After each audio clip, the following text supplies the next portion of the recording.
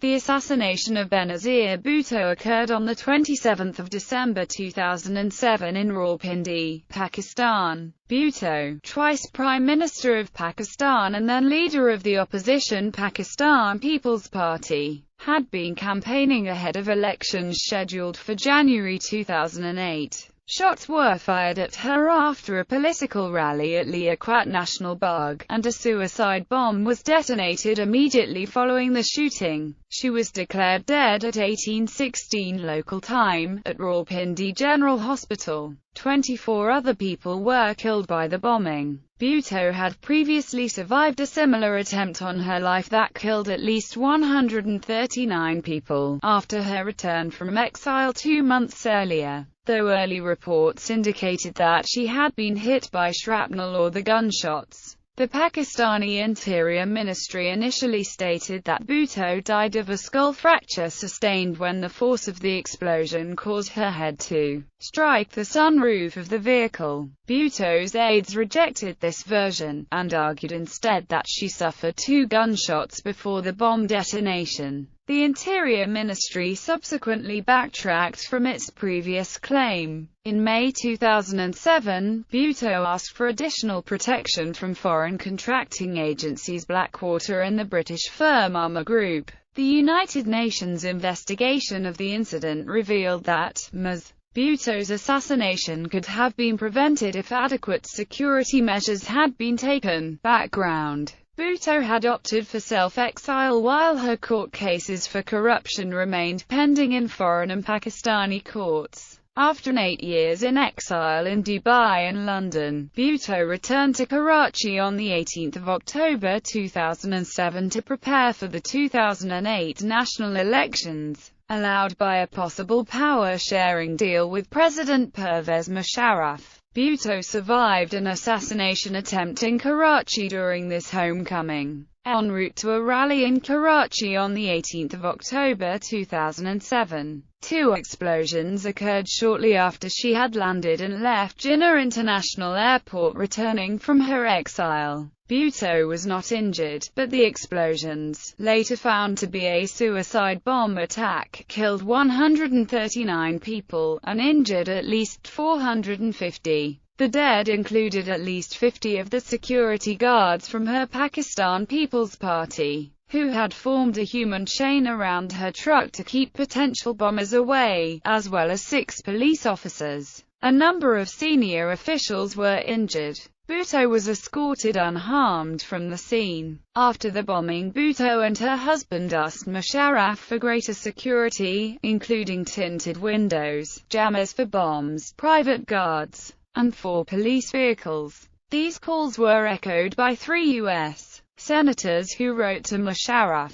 Bhutto's supporters and the Pakistani government dispute whether or not she was provided adequate protection. The Israeli newspaper Maariv reported that Bhutto further asked the United States' Central Intelligence Agency, Britain's Scotland Yard, and Israel's Mossad several weeks before the assassination to help provide for her protection. Israel had not yet decided whether or not to provide aid because it did not want to upset relations with Pakistan and India. Bhutto also tried to obtain private security personnel, approaching both the US-based Blackwater and UK-based Armour Group. However, the Pakistani government refused to give visas to the foreign security contractors. Despite this, American diplomats provided Bhutto with confidential U.S. intelligence on threats against her. After the assassination, President Musharraf denied that Bhutto should have received more security, saying that her death was primarily her own fault because she took unnecessary risks, and should have exited the rally more quickly. Assassination. Benazir Bhutto had just addressed a rally of Pakistan People's Party supporters in the city of Rawalpindi when the rally was rocked by an explosion. Initial police reports stated that 1 or more assassins fired at Bhutto's bulletproof white Toyota Land Cruiser just as she was about to drive off. After the rally, a suicide bomber detonating a bomb next to her vehicle followed.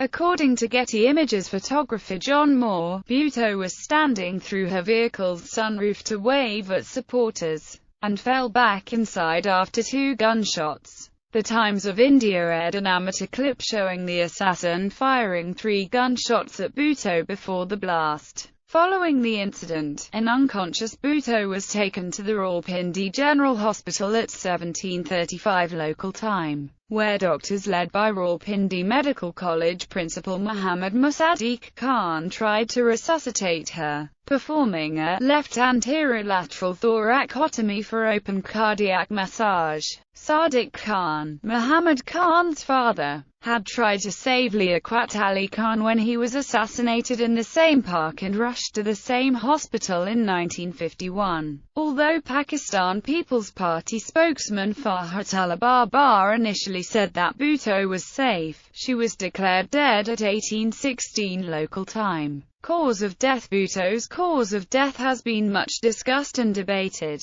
Some commentators suggested that this debate was motivated by attempts to define Bhutto's legacy. Perhaps Bhutto would be considered a martyr if she died by gunshot, but not if she died by hitting her head following a bomb blast. Others asserted that the arguments against a death by gunshot were intended to blunt criticism that she was not adequately protected. Initial reports based on Pakistani Interior Ministry information reported that Bhutto was killed by a gunshot wound to the neck. Rahman Malik, a security advisor for Pakistan People's Party, suggested that the killer opened fire as Bhutto left the rally and that he hit her in the neck and chest before he detonated the explosives he was wearing. Javed Chima, an Interior Ministry spokesman, stated that her injuries were caused either by her having been shot or from pellets packed into the detonated bomb that acted as shrapnel. On the 28th of December, however, the cause of Bhutto's death became less clear. Pakistan's Interior Ministry announced that they now felt Bhutto's death was as a result of a neck fracture sustained when she ducked or fell into her vehicle and hit the sunroof catch immediately after the gunshots, but later reported her cause of death as a skull fracture. According to an Associated Press report, the ministry stated, Bhutto was killed when she tried to duck back into the vehicle, and the shock waves from the blast knocked her head into a lever attached to the sunroof, fracturing her skull. The ministry further added, in contradiction of the official hospital account, that Bhutto suffered no gunshot or shrapnel injuries and that all gunshots missed her. Pakistan People's Party spokesman Farhatullah Babar rejected claims that Bhutto's death was caused by an accident. Bhutto's lawyer and a senior official in the Pakistan People's Party, Farooq Naik, said that the report was baseless and a pack of lies. He went on to support the view that the cause of death was 2 bullets hitting Bhutto in the abdomen and the head. An anonymous Toyota official also rejected the notion that she could have even hit the lever based on its location in the car. In statements made to Pakistan's The News, Muhammad Musaddiq Khan, one of the doctors who treated Bhutto at Rawalpindi General Hospital, described severe and depressed skull fractures, oval in overall shape, on the right side of Bhutto's head. He apparently saw no other injuries and downplayed the possibility of bullet wounds, although he had previously spoken of them. One anonymous doctor said that Pakistani authorities took Bhutto's medical records immediately after her death, and that they told doctors to stop talking. On the 31st of December, Athar Minala of the Rawalpindi General Hospital released a statement signed by 7 persons involved in Bhutto's treatment at the hospital. These persons were not pathologists and did not conduct a formal autopsy. The statement first narrates the course of treatment, from Bhutto's arrival at the hospital until she was declared dead.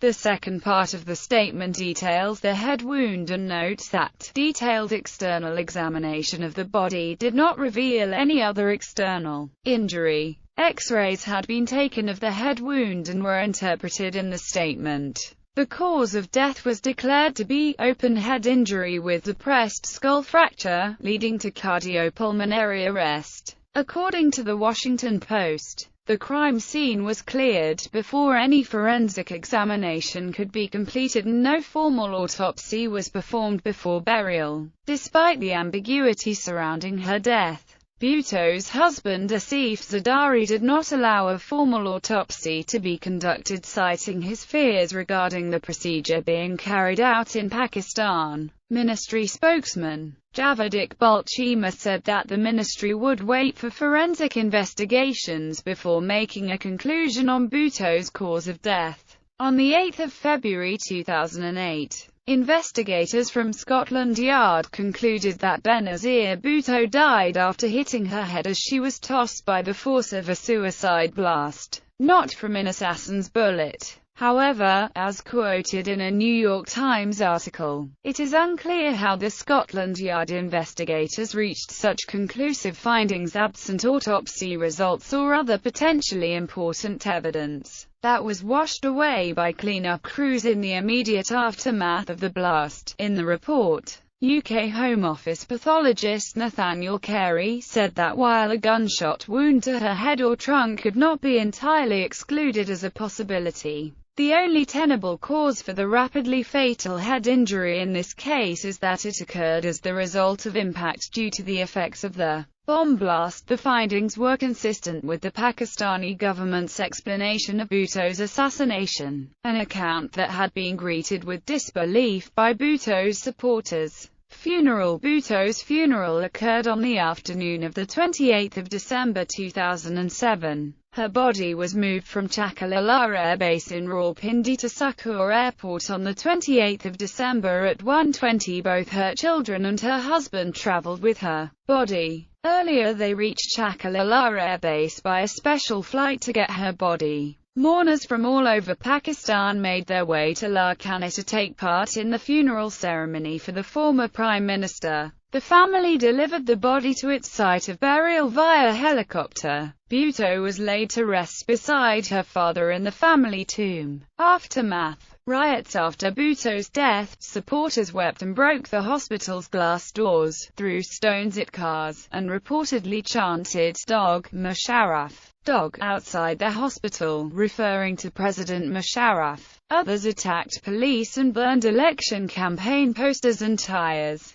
Some opposition groups said that the assassination could lead to civil war, and other commentators said that the upcoming elections would likely be postponed. Demonstrations were widespread in Pakistan, with police using tear gas and batons to break up angry demonstrations in Peshawar. Some protesters torched the billboards of Musharraf, firing in the air and screaming. Protests in Multan also had protesters burning tires and blocking traffic. Similar scenes were witnessed in Karachi, Bhutto's hometown. Police in Sindh were put on red alert. 2 police officers were shot in Karachi during the riots following the assassination. Musharraf ordered a crackdown on rioters and looters to ensure safety and security. The Pakistan Rangers announced shoot-on-sight orders against anyone inciting violence or arson, although attempts to avoid direct confrontation were maintained.